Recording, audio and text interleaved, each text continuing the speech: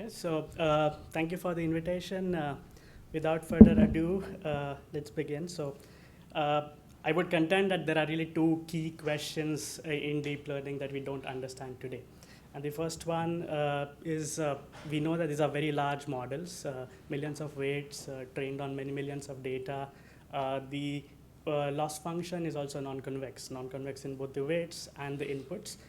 By all measures, this is a very hard problem to optimize. You shouldn't be able to do it, and yet we do it day in and day out. So why the heck can we train a neural network? This is very surprising. And this is really what I focused most of my PhD work on. So we showed that typical training algorithms converge to these wide regions in the parameter space, analyzed the non-equilibrium phenomena that come from the non-isotropic noise that I talked about, et cetera, et cetera. What I want to tell you today about is the second key question that I believe we do not understand. We know that if I give you only 10 data points, you should not be fitting a 100-degree polynomial to these 10 data points. In deep learning, we love to do this. We do this every single day. In fact, very egregiously, the larger the network you fit, the better it works. So deep networks do not seem to overfit, and so and it's ridiculous how basic this question is, and that we do not understand. Okay, so I'll begin with an experiment, and so focus on the blue line for a second. The blue line are the eigenvalues of the data matrix. So this is a CIFAR 10. This is a data set of RGB images, 32 times 32 pixels, RGB, so 3072 total dimensions. I arranged it as a matrix. So 3072 rows are the rows of this matrix, and the columns of this matrix are all the images in the training set. So 50,000 columns, 3072 rows, and the blue line are the eigenvalues of X transpose. They tell you how different pixels in the input images are correlated with respect to each other. Okay? And the first thing that you should notice is that this is not low-rank data. So we believe that natural images lie on low-dimension manifolds. This is a linear way of looking at this low-dimension manifolds, a linear correlation matrix. At least in this linear way of looking at it, this is a full-rank matrix. It drops very quickly in the beginning. So there is some low-dimensional structure to these input images. And then there is a long tail of eigenvalues that are not zero. Now, there's about 100 to 150 dimensions in which data has salient variations. So these would be the nominal types of cats and the nominal types of dogs. And then this part of the spectrum corresponds to the not nominal cats, the ones with like furry stuff or the blue dog that you might have in your data set. This is the non-salient parts of the data. Okay?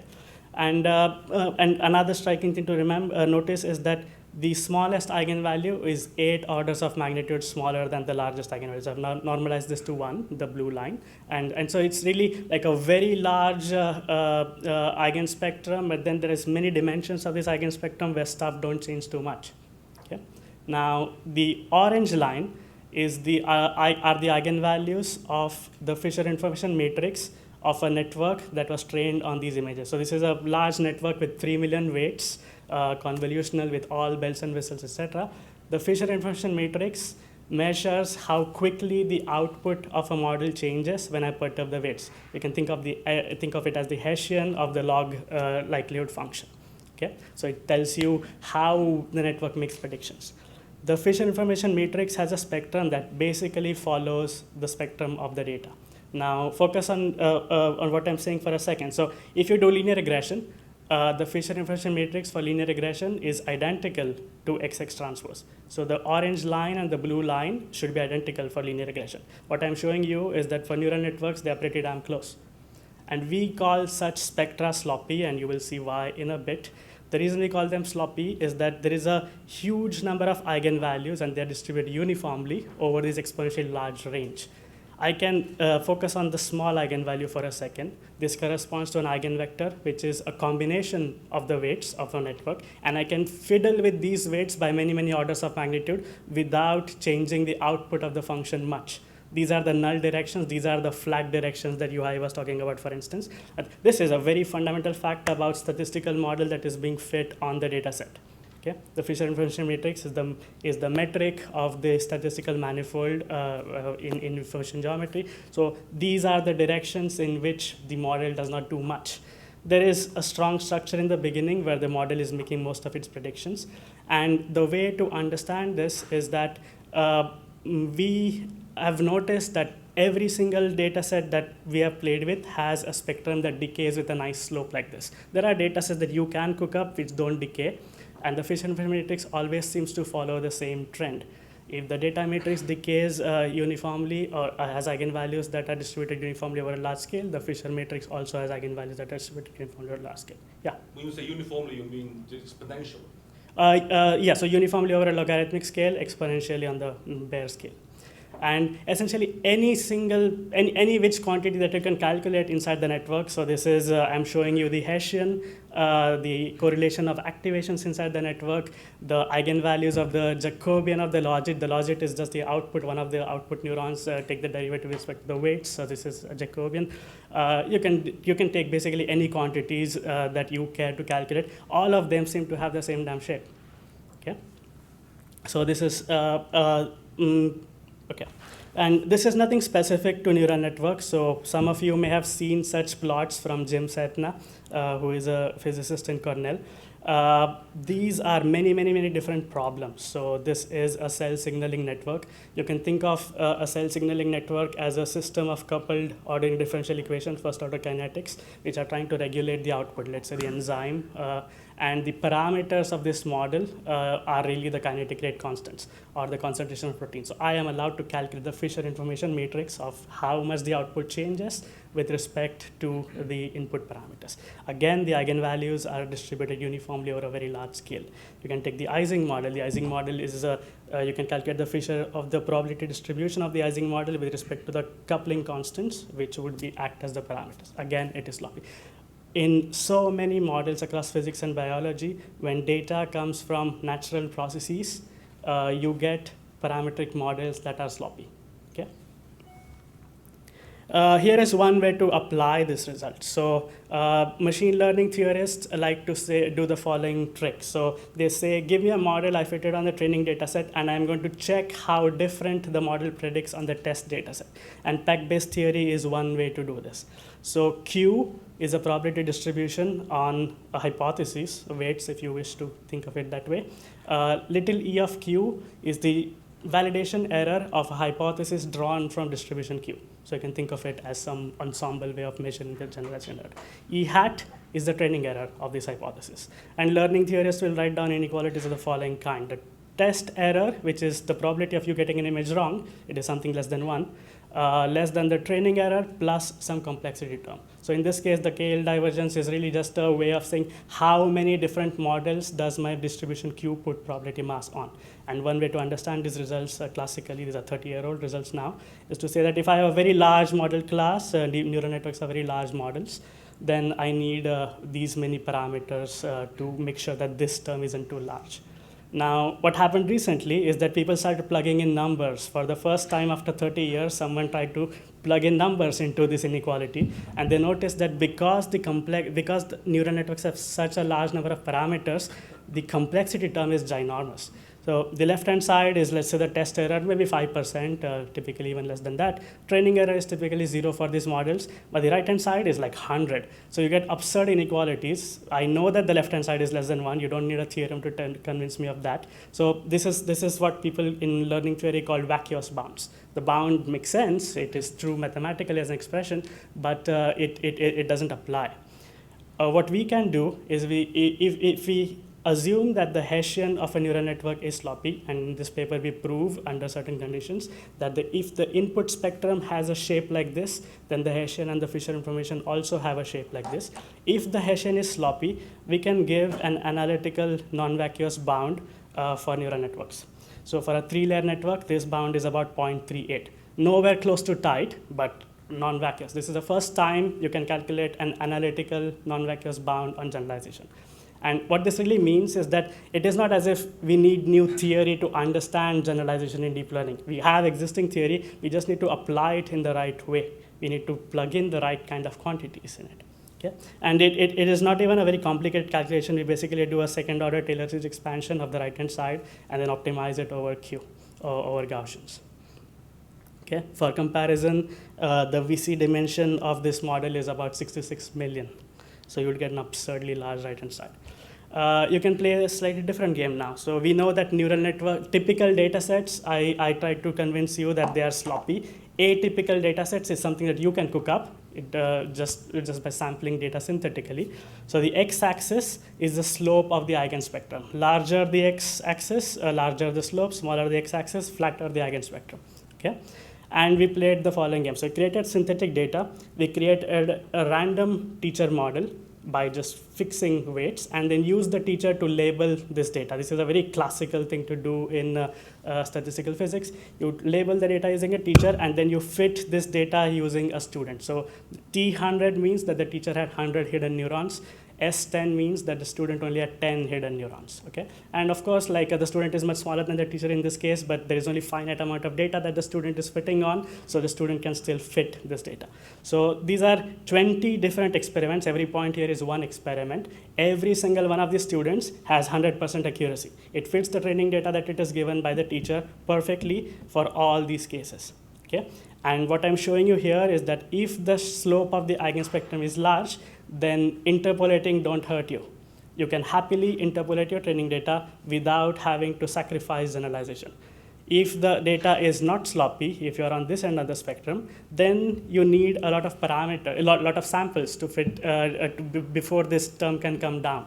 So benign overfitting makes sense if even for nonlinear models. It is not just true for linear models. People have analyzed this for linear models. Benign overfitting is perfectly valid for nonlinear models. And this seems to be the quantity that determines how resilient you are to overfitting in spite of interpolating. Okay?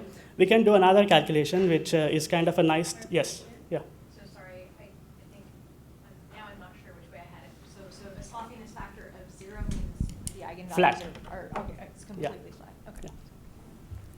We can do another calculation and give like a thumb rule for measuring the number of degrees of freedom in a trained model. So we like to take the elbow of this plot, and you can see this in the pack-based calculations. Basically, the elbow is a point at which the pack-based posterior needs to make a trade-off. It does not. The training error does not increase too much if it puts mass on these subspaces, but if it does not put mass on this subspace, then the training error is quite large. So you can think of the elbow as a thumb rule for the number of degrees of freedom. And one very cool thing about this is that the threshold that you have to calculate scale depends on the number of samples. So this doesn't mean that neural networks are not large models. Neural networks are gigantic models. It is just that they have this ability to adapt the capacity of the model to the shape of the data, the eigenspectrum of the data, and also the number of samples. If n is small, the network has few degrees of freedom. Okay? Yes? Wouldn't it be better to weight the dimension by its actual eigenvalue? Yes, so if you look at the actual pack-based bound, it is the logarithm of the sum of the eigenvalues. But this is a nice thumb rule to remember. Just take the dimensions. So in practice, the effective dimensionality of a neural network is less than 0.5% of the number of weights. So when someone trains a model with 1 million weights, you're really fitting something with about 5,000 degrees of freedom. And now it shouldn't be so surprising that you can fit this model with 50,000 samples, 100,000 samples. Okay? Well, I mean, I don't think the percentage is fixed. It really depends on the complexity of the problem. So this is a thumb rule for measuring stuff. If you look at the formulae, it is really the logarithm of the sum of the head and 1 over the slope. This is the right quantity to look at if you want to use a new network. Okay. I want to show you a slightly different picture. So this is an upcoming result, and I'm interested in understanding the geometry of the function space of neural networks. We know that these are huge models. They can fit anything that that they can. What kind of things do they end up fitting? Okay. And here is a picture. So it's a picture of the function space. But then allow me to explain how this picture was created. A neural network has many, many millions of weights. You can think of these weights as a function. It's a function that takes in inputs, input images, predicts outputs. So for CIFAR, there is 50,000 images, 10 classes for every image. I can think of a neural network as a vector in 500,000 dimensions. Okay? 50,000 images, 10 classes, all the outputs of all the classes. And for all intents and purposes, this is a representation of the function of an infinite dimensional object called the function, and I can study this vector. Okay, now this is a probability distribution in 9 raised to 50,000 dimensions. 10 classes, normalized to 1, 9, 50,000 dimensions. So these are the number of dimensions in the embedding dimension of the manifold, okay? The ambient dimension of the manifold. And we have developed tools with Jim and Mark Transtrom of doing principal component analysis on this function space. Basically fancy variants of PCA that are designed to understand the fact that the objects that they're embedding are probability distributions. So you get an isometric embedding of the space of probability distributions. Okay, and this is a picture of this. So every point here is one neural network. This is a picture that was created from 3,000 neural networks. At the beginning of training, all these networks predict chance accuracy on all images. So 1/10, 1/10 for every class. So they are not that different in up to statistical fluctuations in the function space. What happens in training, surprisingly, is that all of these models seem to travel essentially the same trajectory. Yeah. All these models seem to travel essentially the same trajectory in function space. In fact, larger models and smaller models, there does not seem to be very big difference in them. Larger models seem to simply travel faster. We have a much fancier version of this plot now where we see that different optimization methods, different neural architectures, different regularization mechanisms, they all seem to live in this 3-dimensional manifold out of 9 raised to 50,000 dimensions. Okay? So I'll end here. There's a number of peculiarities that we see in deep learning. I would contend that they really arise from the peculiarities of data. So we have never quite analyzed what data looks like in machine learning, and now we kind of look at the problems with that.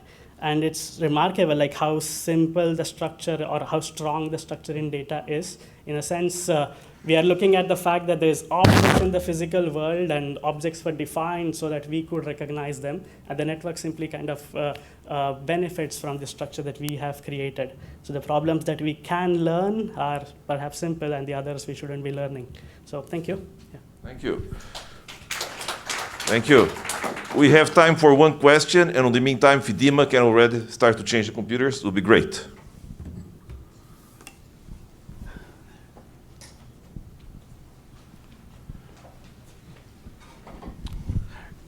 Great talk. Quick question. Based on the values of Hessian, can you suggest a way to sparsify our models? I have a very pessimistic answer to this. So nature has created data in essentially as simple a form as it could. If it was low dimensional, then the problem would be simple. If it was flat, then we wouldn't be able to learn it without many samples. So there is no cheap trick you can do to reduce the dimensionality of the model without losing accuracy. I mean, you may be surprised at how little accuracy you lose in spite of doing so much specification, but fundamentally there is nothing, this is as easy as stuff gets. Yes. I mean, depends on the glass half full kind of argument, right? That's a good point for the discussion at the end. Keep that in mind.